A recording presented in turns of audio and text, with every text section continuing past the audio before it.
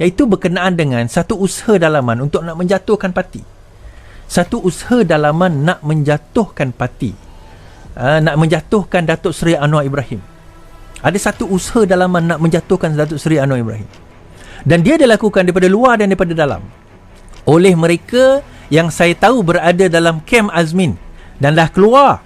Berada dalam kerajaan Azmin sekarang ini, tapi disebarkan oleh mereka di dalam Parti Keadilan itu sendiri. Dan melibatkan Rafizi dan saya sekali lah kena terpalit. Walaupun saya ni orang yang tak ada apa-apa, tapi saya pun pelik macam mana saya terpalit sekali dalam benda. Tapi sebelum kita nak cerita, nak dedahkan WhatsApp tersebut, satu WhatsApp, saya nak mainkan video selama 11 minit apa yang Rafizi ramalkan tentang keadaan pengkhianatan yang akan berlaku dalam negara kita dan kenapa pentingnya kita kena nak naikkan Datuk Seri Anwar Ibrahim itu orang yang nak membawa, nak menjunjung beliau, nak mengiringi beliau, menasihati beliau, Datuk Seri Anwar Ibrahim, mestilah orang yang benar-benar tahu erti reform dan mungkin bukan mereka yang sekadar hanya reform di bibir tetapi hujungnya sakau dia pun boleh tahan lebih juga di bila jari kerajaan. Kita dengarkan.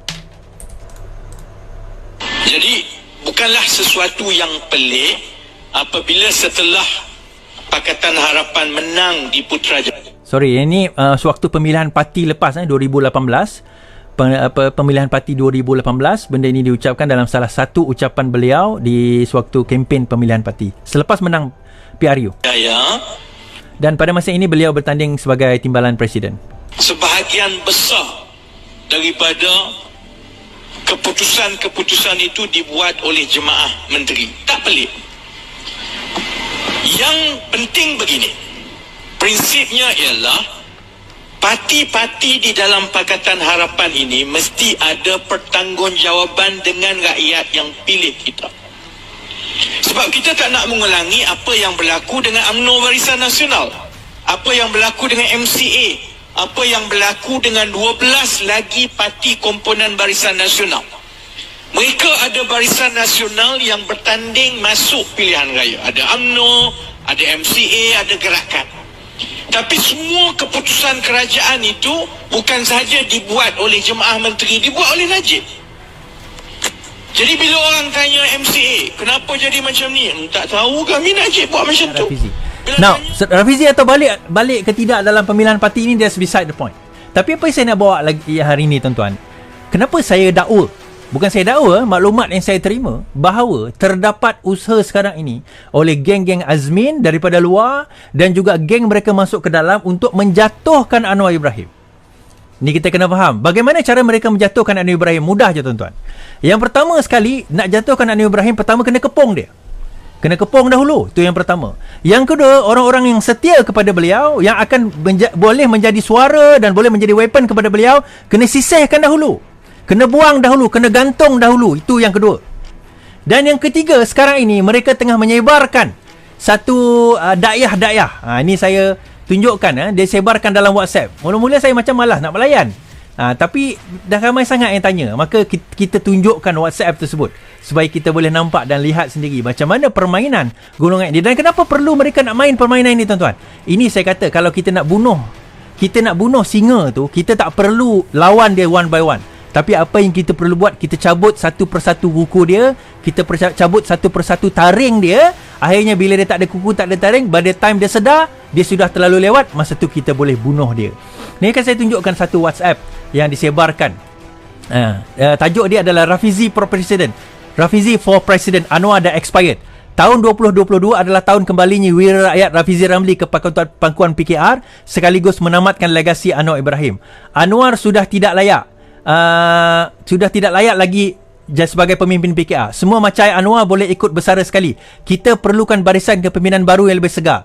Pemilihan parti yang akan diadukan pada suku pemilihan pertama 2022 bersedia untuk memilih barisan kepimpinan baru disebut Presiden Rafizi Ramli, Timbalan Presiden Iswardi Morni, Naib Presiden Akmal Nasir Roza Ismail Manivanan Christina Liu, Ketua MK Prasan Kumar, Ketua Wanita Munirah Ryan, Pengurus Kempen Cik Zam, Koordinator Strategi Zul Imran Nasution, Penyusun Bahan Rosita Ramlan. Benci betul dia orang dengan 3 orang. Ini adalah barisan kepimpinan tertinggi yang akan mengorbankan pasukan Anwar. Seramai 100,000 ahli wanita MK dan sekali bersedia bersama Rafizi. Alamak. Keluar lagi. Sorry. Ni dalam Twitter.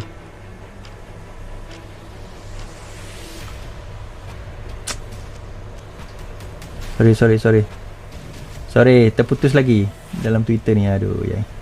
Bersedia, dia kata, Kepimpinan Parti mengumumkan pasukan seramai 100,000 ahli wanita MK dan Seri Kandi bersedia bersama Rafizi dan Iswardi. Gabungan Rafizi dan Iswardi sudah terbukti hebat dan disokong rakyat Malaysia.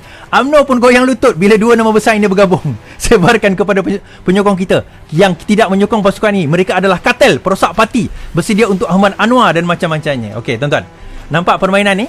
Kalau tak nampak lagi, aku tak tahulah. Ini adalah satu kaedah yang digunakan oleh geng-geng Azmin untuk reverse psychology tu. Dia reverse psychology. Dia sebenarnya tujuannya adalah untuk nak bunuh Anwar Ibrahim. Okay? Ini nak bunuh Anwar Ibrahim. Jadi bila saya tanya soalan, adakah anda rasa Talibarut Azmin masih dalam parti? Alhamdulillah 93% dalam YouTube, dalam Facebook, atau 1920 orang, dan juga 91% daripada 2245, 50, 54, 62 bertambah-tambah sekarang ini di dalam YouTube juga percaya bahawa Talibarut itu ada. So, bagaimana kaedah dan taktik mereka, tuan-tuan? Dia mudah saja. Pertama sekali, mereka cari orang-orang yang setia dengan Anwar Ibrahim. Mereka yang bercakap, yang membela Anwar Ibrahim, yang menjadi tonggak kekuatan Anwar Ibrahim. Dan satu persatu mereka cabut. Bermula dengan Akmal Nasir dahulu kena, kemudian sekarang ini saya yang kena. Bermula dengan beberapa orang, Rafizi Ramli dikenakan. Ada yang tanya kepada saya itu dalam Twitter Space. Kenapa Rafizi Ramli tidak berada bersama dengan Presiden sewaktu sekarang ini dalam keadaan kesusahan? Number one, soalan saya. Bila Rafizi keluar, masa itu kita susah ke kita senang? Masa itu kita senang, tuan-tuan. Kita adalah kerajaan. Tapi bila Rafizi tegur, suara-suara ni juga yang sumbang, yang marahkan Rafizi. Kenapalah nak pergi marah kerajaan sekarang? Kerajaan baru, kenapa nak wujudkan perpecahan? Sampai panggil Rafizi ni sotong dan sebagainya. Ini geng-geng ni juga. So, bila Rafizi mengundurkan diri, dia serahkan kepada kamu untuk kamu bawa presiden ni, bawa parti ini ke hadapan. Tapi kenapa gagal nak bawa parti ini ke hadapan? Dua parti pilihan raya, Melaka, Sarawak, kita kalah teruk. Kenapa? Soalkan itu dahulu.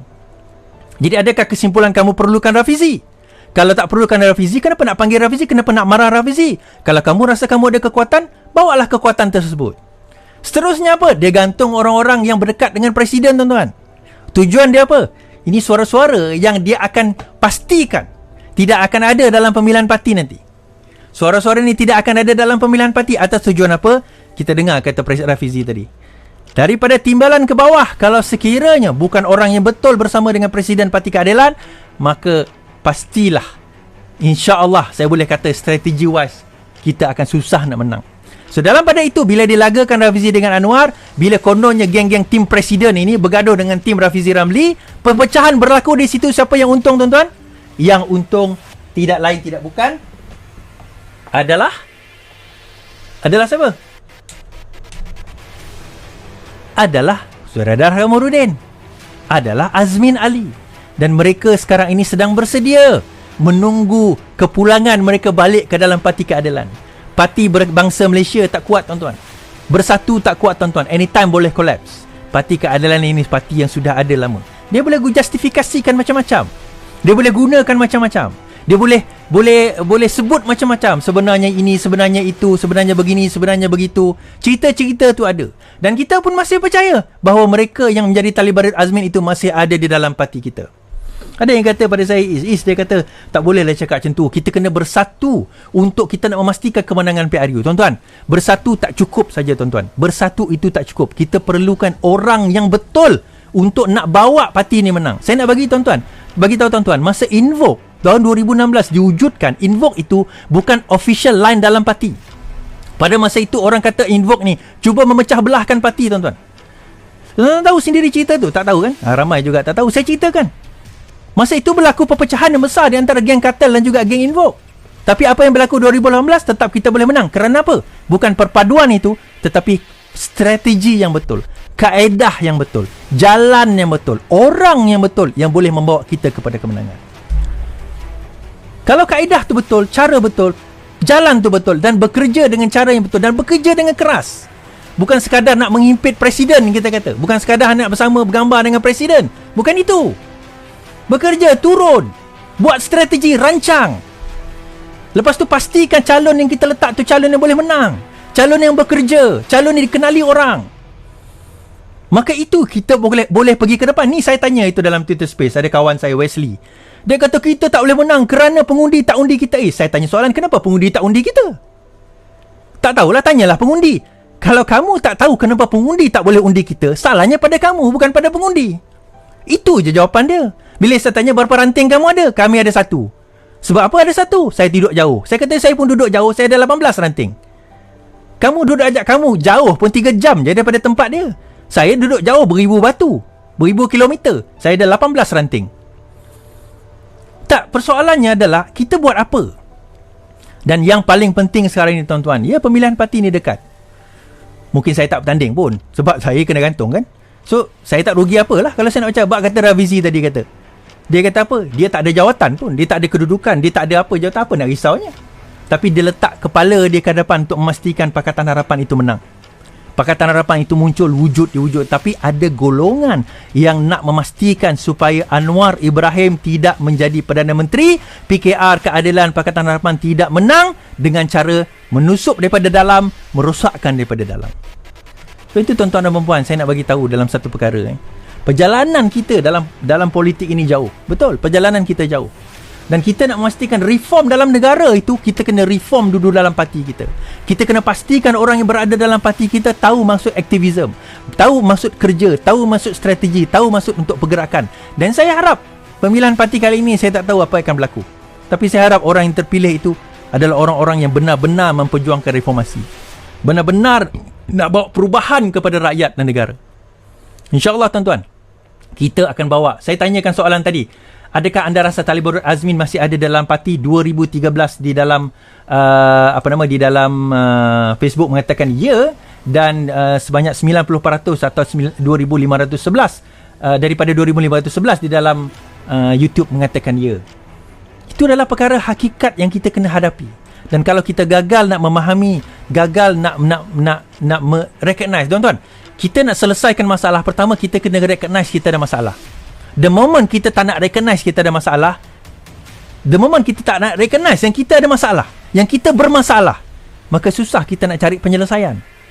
Sebab itu tuan-tuan, penting, sangat penting untuk kita pastikan bahawa mereka yang berada di atas ini, mereka yang bakal memimpin kita, insya-Allah adalah mereka yang bakal menjadi suara yang benar-benar membawa reform. InsyaAllah. Kita sebelum ini, kita digodak, dirosakkan oleh geng-geng Azmin yang ada juga yang masih tertinggal tu. Tapi lepas ni insyaAllah kita akan pilih mereka yang benar-benar reform, insyaAllah. InsyaAllah. Saya akan sebut nanti siapa. Bukan sekarang. Tunggulah siapa yang nak bertanding nanti kan. Sekian daripada saya. Terima kasih di Twitter, terima kasih di YouTube, terima kasih di Facebook. Dan kita harap insyaAllah semuanya berjalan dengan lancar. Yang penting, lawan, tetap lawan.